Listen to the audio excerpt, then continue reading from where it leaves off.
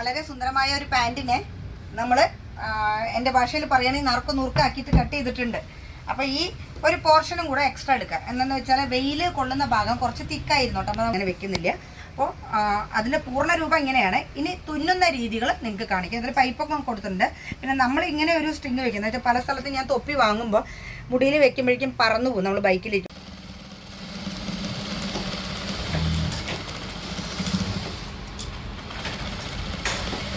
ഇതൊക്കെ കൊടുത്ത് അതിനൊരു കുറച്ചുകൂടെ ഒരു എലഗൻ്റ് ആക്കുക.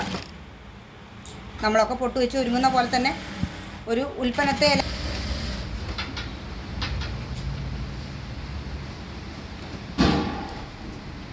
നമസ്കാരം സുഹൃത്തുക്കളെ, അപ്സര ക്രിയേഷൻസിൻ്റെ ഒരു പുതിയ ഐഡിയയിലേക്ക് നിങ്ങൾക്ക് സ്വാഗതം.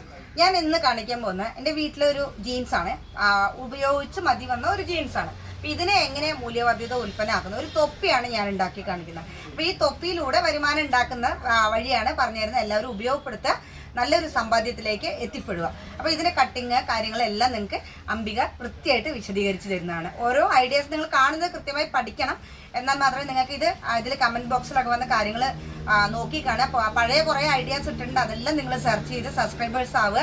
അപ്പോൾ നിങ്ങൾക്ക് ഓരോ ദിവസവും ഓരോ ഐഡിയാസ് ആയിട്ട് തരാം. നമ്മളിങ്ങനെ ഒരു ജീൻസ് കൃത്യമായിട്ട് ഒരു കട്ടിങ് ടേബിളിൽ വിരിച്ചിടുക, ഇതൊക്കെ നിങ്ങൾക്ക് സ്വാഭാവികമായിട്ട് അറിയുന്ന കാര്യങ്ങളാണ്. ഈ ജീൻസിൻ്റെ ഈ സൈഡാണ് ഇപ്പോൾ നമ്മൾ വെട്ടിയെടുക്കുന്നത്. ഈ ഒരു പാർട്ട് മുഴുവനും ഈ വീതിയുള്ള പാർട്ട് വെട്ടിയെടുത്താൽ മാത്രമാണ് നമുക്ക് നമ്മുടെ തൊപ്പിയുടെ ആ ഒരു തലഭാഗം, വീതി കൂടിയ ഭാഗം കിട്ടുള്ളൂ. അപ്പോൾ ക്യാപ്പ് നമ്മൾ എന്താ പറയുക, ഈ ഷെയ്ഡുള്ള ഒരു ക്യാപ്പാണ്, റൗണ്ടിൽ ഷെയ്ഡുള്ള ക്യാപ്പാണ് നമ്മൾ ചെയ്യുന്നത്. അതാണ് ട്രെൻഡായിട്ട്. നിങ്ങൾക്ക് അതിൽ ഫാബ്രിക് പെയിൻറ് ചെയ്യാം, അല്ലെങ്കിൽ നിങ്ങളുടെ കയ്യിലുള്ള ചെറിയ ചെറിയ മൂല്യവർദ്ധിത സാധനങ്ങളൊക്കെ വെച്ച് ഭംഗിയാക്കാം. അങ്ങനെ എന്ത് വേണമെങ്കിൽ നിങ്ങൾക്ക് ചെയ്യാം. ഞാൻ ജസ്റ്റ് ഒരു കട്ടിങ് എങ്ങനെയാണ് ചെയ്യുക, എങ്ങനെയാണ് അതിൻ്റെ ഉണ്ടാക്കുക എന്നുള്ള രൂപം മാത്രമാണ് പറഞ്ഞതിന്. ഒരു പുതിയ സംസ്കാരം ആണ് ഞാൻ കാണുന്നത്. വെച്ചാൽ നമ്മൾ ഫോറിൻ കൺട്രീസിൽ, അതുപോലെ നോർത്ത് ഇന്ത്യൻ കൺട്രീസിലൊക്കെ സ്ഥലങ്ങളിലൊക്കെ പോയാൽ നമുക്കറിയാം. നോർത്ത് ഇന്ത്യൻ സംസ്ഥാനങ്ങളിലൊക്കെ നമ്മൾ പോകുമ്പോൾ ഒരുപാട് ഇങ്ങനെയുള്ള പാഴ് തുണികൾ വാങ്ങാൻ തന്നെ അവിടെ ലോബികൾ ഇരിക്കുന്നുണ്ട്, ആളുകൾ ഇരിക്കുന്നുണ്ട്. അപ്പോൾ അങ്ങനെ എന്താ പറയുക, അങ്ങനെയുള്ള പാലാസിൻ്റെ അടുത്ത് ഓരോരുത്തരും സാരി സാധനങ്ങളൊക്കെ എത്തിക്കും. അപ്പോൾ അവരെല്ലാം ഇതെല്ലാം ഏറ്റവും കൂടുതൽ ഇത്തരം കാര്യങ്ങൾ ചെയ്യുന്നത് ഗുജറാത്ത് ഏരിയയിലാണ്. അപ്പോൾ അവിടേക്ക് കൊണ്ടുചെന്ന് അവർ പല പല മൂല്യവർദ്ധിത ഉൽപ്പന്നങ്ങൾ അവരുണ്ടാക്കുന്നുണ്ട്. അപ്പോൾ നമ്മളും അതുപോലെയുള്ള സംസ്കാരങ്ങളൊക്കെ ആഗ്രഹിച്ച് മുന്നോട്ട് കൊണ്ടുവരാൻ ശ്രമിക്കുക. പിന്നെ നമുക്കിത് വിൽപ്പനക്കാരില്ല എന്നുള്ള പരാതിയൊന്നും വേണ്ട, നമുക്ക് വാങ്ങാൻ ഇഷ്ടംപോലെ ആളുകളുണ്ട്. എന്നുവെച്ചാൽ നല്ല ക്വാളിറ്റി ആയിട്ടുള്ള സാധനങ്ങൾ, അഴുക്കും ഇതൊന്നും നിങ്ങൾ എടുത്ത് ഉപയോഗിക്കരുത്. പിന്നെ വൃത്തിയായിട്ട് ഡ്രൈ വാഷ് ചെയ്ത് എടുക്കുക സാധനങ്ങളൊക്കെ, പിന്നെ കഞ്ഞി ഇടുക, അങ്ങനെയൊക്കെ ചെയ്ത് കുറച്ച് ക്വാളിറ്റി ആയിട്ടുള്ള സാധനങ്ങളിൽ ചെയ്ത് കഴിഞ്ഞാൽ നിങ്ങൾക്ക് അത് പ്രസൻറ്റ് ചെയ്യാനും ഒരു സെയില് നടത്താനും ഒക്കെയുള്ള ഓപ്പർച്യൂണിറ്റി അതിലുണ്ട്. നമ്മൾ എന്ത് ചെയ്യുമ്പോഴും അതൊരു പ്രൊഫഷണൽ മോഡിൽ കൊണ്ടുവന്ന് ചെയ്യുക. നമ്മളെ ഒരാളത് വാങ്ങുമ്പോൾ നമ്മുടെ അടുത്ത് ഒരു ക്വാളിറ്റി വർത്ത് ഫീൽ ചെയ്യണം. നമ്മളൊരു 10 രൂപയുടെ സാധനം നിങ്ങൾ ഒരു കടയിൽ നിന്ന് എടുക്കുമ്പോഴും നമ്മൾ 100 പ്രാവശ്യം അതിനെ അങ്ങോട്ടും ഇങ്ങോട്ടും തിരിച്ചു കൊടുക്കും. അല്ലാതെ നമ്മൾ എടുക്കാറുണ്ടോ? വെറുതെ കിട്ടുന്ന സാധനം പോലും നമ്മൾ തിരിച്ച് നോക്കി എടുക്കുന്ന ആൾക്കാരാണ്. അപ്പോൾ ദാനം കിട്ടിയ പശുവിൻ്റെ കൊമ്പ് നോക്കരുതെന്ന് പലരും തമാശയ്ക്ക് പറയുമെങ്കിലും നമ്മളെല്ലാം അതൊക്കെ നോക്കി തന്നെയാണ് എല്ലാ സാധനവും എടുക്കാറ്. അപ്പോൾ അങ്ങനെയുള്ള നമ്മളെ എങ്ങനെ ഒരു അഴുക്കുള്ള സാധനം തിരഞ്ഞെടുക്കുക? അപ്പോൾ നിങ്ങളതിനെ വളരെയധികം ശ്രദ്ധിക്കണം. പിന്നെ കട്ടിങ്സൊക്കെ കാണുന്നുണ്ടല്ലോ അല്ലേ, ഇങ്ങനെയൊക്കെയാണ് കട്ടിങ് ചെയ്യുക. അതിൻ്റെ അളവുകളെല്ലാം നിങ്ങൾക്ക് വേണമെങ്കിൽ നമ്മൾ ഇതിൽ കമൻറ്റ് ബോക്സിൽ വരുമ്പോൾ നിങ്ങൾക്ക് കൃത്യമായി പറഞ്ഞുതരാം, ഉണ്ടാക്കാൻ ആഗ്രഹിക്കുന്ന ആളുകളാണെങ്കിൽ. പിന്നെ ഇവിടെ വരികയും ചെയ്യാം കേട്ടോ, നിങ്ങൾക്ക് ഇവിടെ വന്നിട്ട് ഇതുപോലെയുള്ള കാര്യങ്ങളെല്ലാം പഠിക്കാം, ഒരു കോഴ്സ് പോലെ ചെയ്ത് പോവാം. പിന്നെ ഇൻ്റേൺഷിപ്പ് സൗകര്യങ്ങൾ ഇവിടെ ഉണ്ട്. നമ്മളിപ്പോൾ ഇവിടെ മാനുഫാക്ചറിങ് യൂണിറ്റ് ഉണ്ടല്ലോ, അപ്പോൾ നിങ്ങൾക്ക് ഇതിൻ്റെ കൂടെ തന്നെ വലിയ വലിയ മെഷീനറീസൊക്കെ ഉപയോഗിച്ച് ഇൻ്റേൺഷിപ്പൊക്കെ ചെയ്യാം. ഇതിപ്പോൾ ഒരു വലിയ കട്ടിങ് മെഷീൻ, നൈക്കിയൊക്കെ ചെയ്യുന്ന യൂണിറ്റുകാരുണ്ടെങ്കിൽ അറിയാം അവർക്ക്. ഇത്രയും വലിയ കട്ടിങ് മെഷീനൊക്കെ വെച്ചാലാണ് നമ്മൾ ഒരു ഹൈറ്റ് വരേക്കുന്നത്. സാധാരണ ഒരു കട്ടിങ് മെഷീനാണ് ഇത്, കുറച്ചും ഇതിൻ്റെ ഈ റൗണ്ടിലാണ് നമ്മൾ വലിപ്പം പറയുക. ഇനി ഇവിടെ വലിയ കട്ടിങ് മെഷീനുണ്ട്, ഈ ഹൈറ്റ് വരെ ഇട്ട് കട്ട് ചെയ്യുന്ന കട്ടിങ് മെഷീനുണ്ട് നമുക്ക്. അപ്പോൾ ഇപ്പം ഞാൻ ഇത് മാത്രമേ ഇൻട്രൊഡ്യൂസ് ചെയ്തിരുന്നത്. നിങ്ങൾക്ക് അടുത്ത വീഡിയോയിൽ നിങ്ങൾക്ക് ആ മെഷീനും ഞാൻ പരിചയപ്പെടുത്തി കാണിച്ചു തരാം. പിന്നെ നല്ല കത്രികകൾ, നമ്മൾ എഡ്ജ് കറക്റ്റായിട്ടുള്ള കത്രികകൾ വാങ്ങാൻ ശീലിക്കുക.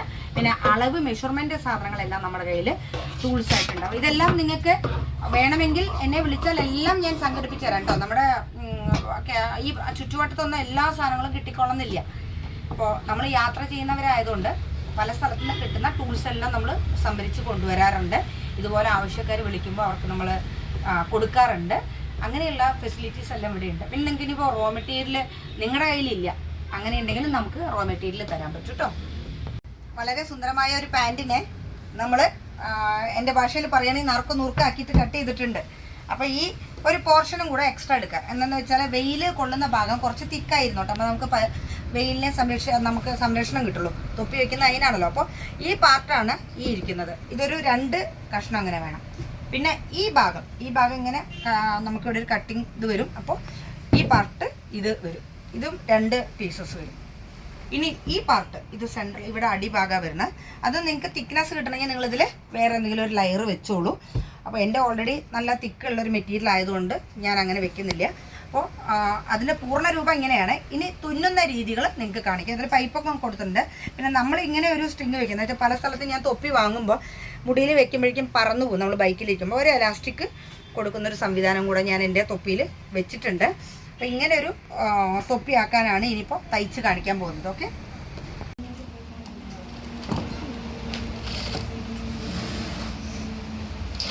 അപ്പോൾ അമ്പി അതിൻ്റെ അടുത്ത പാർട്ടാണ് ഇപ്പോൾ തുന്നിക്കൊണ്ടിരിക്കുന്നത്.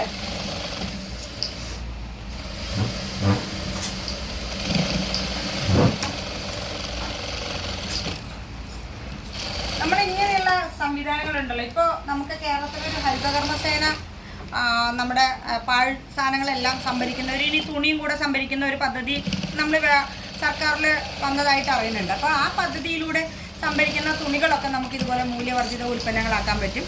പഞ്ചായത്തുകളിലൊക്കെ ധാരാളം ഫണ്ടുകളൊക്കെ ഉണ്ടാവും ഇങ്ങനത്തെ പദ്ധതികളൊക്കെ ചെയ്യാം. അപ്പോൾ അവരൊക്കെ നമ്മൾ ഇതുപോലെയുള്ള ഫാക്കൽറ്റികളൊക്കെ ആയിട്ട് ഉപയോഗിക്കാനുള്ള സാധ്യതകളാണ് ഉപയോഗിക്കേണ്ടത്.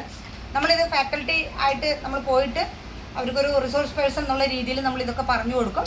നമ്മളൊരു സംരംഭം തുടങ്ങാനുള്ള ആർജവം അതാണല്ലോ വേണ്ടത്. എപ്പോഴും ആർജവം കൊടുക്കാൻ നമ്മൾ തയ്യാറാണ്. അതിനുശേഷം അവർക്കത് സക്സസ് ആക്കാൻ നമ്മളൊരു വലിയ സംരംഭം തുടങ്ങണം എന്നൊക്കെ ആഗ്രഹിക്കുന്നവർക്ക് ഈ ഒരു തൊപ്പി മാത്രമല്ല ഒരുപാട് ഉൽപ്പന്നങ്ങളാക്കി വൈഡായിട്ടുള്ള ഉൽപ്പന്നങ്ങൾ രീതിയിലേക്ക് നമ്മൾ കൊണ്ടുവരാം. അപ്പോൾ അവർ കളക്ട് ചെയ്യുന്നതിൽ കുറേ സാരി ഉണ്ടാവാം, കുഞ്ഞുടുപ്പുകൾ ഉണ്ടാവാം, അതുപോലെ ഇതുപോലെയുള്ള ജീൻസ്, ഷർട്ട്, വേസ്റ്റ് ലുങ്കികൾ, പിന്നെ പല ലെഗസി ആയിട്ടുള്ള പല വേറെ വേസ്റ്റ് ഉണ്ടാവും. അപ്പോൾ അതിനെല്ലാം മാറ്റി നല്ല നല്ല വേസ്റ്റ് മാത്രം നമ്മളെടുത്ത് അതിന് നന്നായി വൃത്തിയാക്കി നമ്മളിങ്ങനെ കളർ കോമ്പിനേഷനൊക്കെ ചെയ്യാൻ പഠിപ്പിച്ച് അങ്ങനെയാണ് നമ്മൾ ഉൽപ്പന്ന രീതിയിലേക്ക് കൊണ്ടുവരേണ്ടത്. അപ്പം അതിൻ്റെ എല്ലാ സാധ്യതകളും നമുക്ക് പറഞ്ഞു കൊടുക്കാൻ പറ്റും. അതിന് വേണ്ടുന്ന മൂല്യവർദ്ധിത ഉൽപ്പന്നങ്ങൾ നമുക്ക് സപ്ലൈ ചെയ്യാനും അവരെ പഠിപ്പിക്കാനും ഒക്കെ നമുക്ക് പറ്റും. അപ്പോൾ നമ്മൾ ആ സാധ്യതകളെല്ലാം ഈ കാണുന്ന ആളുകൾ അങ്ങനെയുള്ള പൊതുപ്രവർത്തകരും അതുപോലെ സാമൂഹ്യ പ്രവർത്തകരൊക്കെ ഉണ്ടെങ്കിൽ ഇത്തരം കാര്യങ്ങൾ ഉപയോഗപ്പെടുത്താം. അതുപോലെ നമുക്ക് സമൂഹത്തിൽ ഏറ്റവും നല്ല ഒരു സാമ്പത്തിക ഭദ്രത, അതാണ് ഞാൻ എപ്പോഴും സ്ത്രീകളെ പ്രാപ്തരാക്കാൻ ആഗ്രഹിക്കുന്നത്. വെച്ചാൽ മാനസിക ഭദ്രത വരണമെങ്കിൽ തന്നെ സാമ്പത്തിക ഭദ്രത വരണം. സാമ്പത്തിക ഭദ്രതയും അതോടൊപ്പം മാനസിക ഭദ്രതയും കൂടെ വരുമ്പോഴാണ് ഒരു സ്ത്രീ ശാക്തീകരിക്കപ്പെടുന്നത്. വെറും ഒരു സ്ത്രീ ശാക്തീകരണം എന്ന് എല്ലാവർക്കും പറയാം. അപ്പോൾ എങ്ങനെ ഒരു സ്ത്രീ ശാക്തീകരിക്കപ്പെടുന്നു എന്നുള്ളതിൻ്റെ കൃത്യമായ ഉദാഹരണങ്ങളാണ് എൻ്റെ കൂടെയുള്ള ഈ സഹോദരിമാരെല്ലാം. വർഷങ്ങളായിട്ട് എൻ്റെ കൂടെ ഉള്ളവരാണ്. 10-12 വർഷം. ഞാൻ എൻ്റെ സ്ഥാപനം തുടങ്ങിയിട്ട് 25 വർഷം ആവാറായി. പക്ഷേ ഞാൻ എൻ്റെ നാട്ടിൽ തുടങ്ങിയതാണ് സംരംഭം. അതുകൊണ്ട് അവിടെ ആകുമ്പോൾ ഇവരൊന്നും ഉണ്ടായിരുന്നില്ല. ഇങ്ങോട്ട് 2013 ഒറ്റപ്പാലത്തേക്ക് നമ്മൾ വരുന്നത്. അതിന് ശേഷം എത്തിപ്പെട്ട സഹോദരിമാരാണ് ഇവരെല്ലാം.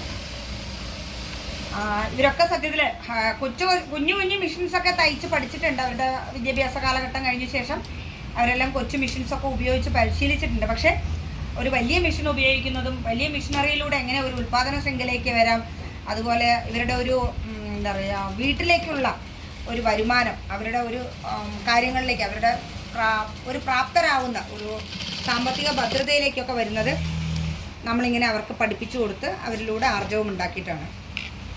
ഇത് കണ്ട് ഇഷ്ടംപോലെ പെൺകുട്ടികൾ നമ്മുടെ ഈ ചുറ്റളവിൽ നിന്നും നമ്മുടെ സംസ്ഥാനത്തിൻ്റെ നാനാഭാഗത്തു നിന്നും ഇപ്പോൾ ഓൾ ഇന്ത്യയിൽ നിന്ന് പോലും പല സ്ഥലത്തും നമ്മളെ വിളിക്കുന്നുണ്ട്. പല കാര്യങ്ങൾ അവർക്ക് സപ്പോർട്ട് ചെയ്ത് കൊടുക്കാനും. സ്റ്റിച്ചിങ് മാത്രമല്ല, ഓൾമോസ്റ്റ് ഓൾ ഇന്ത്യൻ ട്രഡീഷൻ കാര്യങ്ങളും ഞാൻ കൈകാര്യം ചെയ്യുന്നുണ്ട്. സ്റ്റിച്ചിങ് ഒരു വിഷയം മാത്രമാണ്, നമ്മുടെ ഒരു സ്റ്റിച്ചിങ് ഒരു വിഷയം. പക്ഷേ സ്റ്റിച്ചിങ്ങിനെ തന്നെ ആസ്പദമാക്കി കേരളത്തിലോ സംസ്ഥാനത്തിന് പുറത്തും ഒരുപാട് സംരംഭങ്ങളുണ്ട്. അതെല്ലാം നമ്മൾ മൂല്യാധിഷ്ഠിത സംരംഭങ്ങളെല്ലാം നമ്മൾ കോർത്തിണക്കി കഴിഞ്ഞാൽ നല്ല രീതിയിലൊരു കുടുംബത്തിന് ഉപജീവന സംവിധാനം ഉണ്ടാക്കാവുന്നതേ ഉള്ളൂ.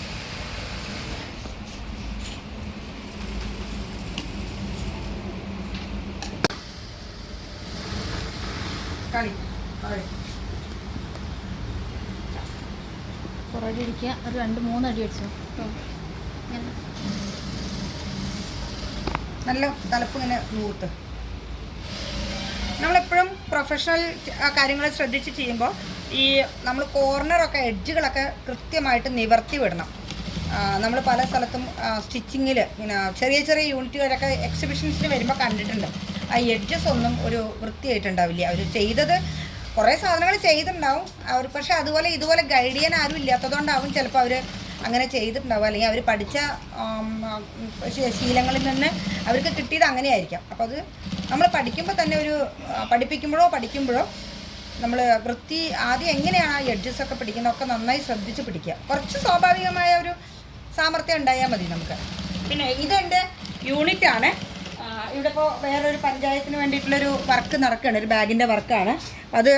ഇതാണ് ഈ ബാഗിൻ്റെ ഒരു മുഴുവൻ രൂപം വരുന്നത്. ഇങ്ങനെ ഒരു ബാഗാണ്. അപ്പോൾ ഇനി ഇതിന് സിപ്പ് വരും. നമ്മൾ 2 വള്ളിയുള്ള ഭയങ്കര ക്യൂട്ടായിട്ടുള്ളൊരു ബാഗാണ്. അപ്പോൾ ഇതൊക്കെ നമുക്ക് ബൾക്കാണ്. ഒരു 250 ബാഗിൻ്റെ വർക്കാണെന്ന് നടക്കുന്നത്. ഇന്നിപ്പോൾ ശരിക്കും പറഞ്ഞാൽ 4 ഓർഡറാണ് ഇവിടുന്ന് പോകുന്നത്. അപ്പോൾ എല്ലാവരും അതിൻ്റെ തിരക്കിലാണ്. പക്ഷേ നിങ്ങളെ കാണിക്കാൻ വേണ്ടി ഒരു ഉൽപ്പന്നം ഞാനിന്ന് സമയം കണ്ടെത്തി ചെയ്ത് കാണിക്കുകയാണ്. ഇവിടെ നൂല് പിടിച്ചിട്ടില്ല അംബികെ. ഇങ്ങനെയുള്ള കൊച്ചു കാര്യങ്ങളൊക്കെ നിങ്ങൾ പഠിക്കുമ്പോൾ ശ്രദ്ധിക്കണം. നമ്മൾ നൂല് കഴിഞ്ഞോ ഇതൊക്കെ ഞാൻ പറയേണ്ടതില്ല, നമ്മൾ സ്വാഭാവികമായിട്ട് ചെയ്ത് ശീലിക്കേണ്ട കുറേ കാര്യങ്ങളാണ്.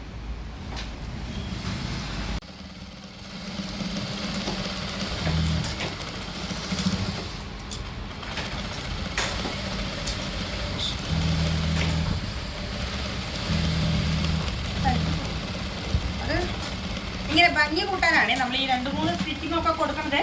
അതിനൊരു ഭംഗി കിട്ടാൻ വേണ്ടിയിട്ടാണ്.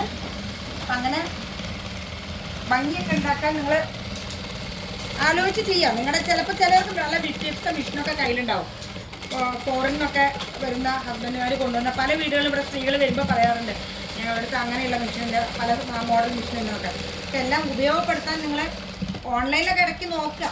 ഇങ്ങനെയുള്ള പല ഐഡിയാസൊക്കെ മിഷൻസ് ഉപയോഗിക്കാനുള്ള സൂത്രങ്ങൾ, പിന്നെ ഇങ്ങനെയുള്ള പല കാര്യങ്ങളും ചെയ്യാനായിട്ട്.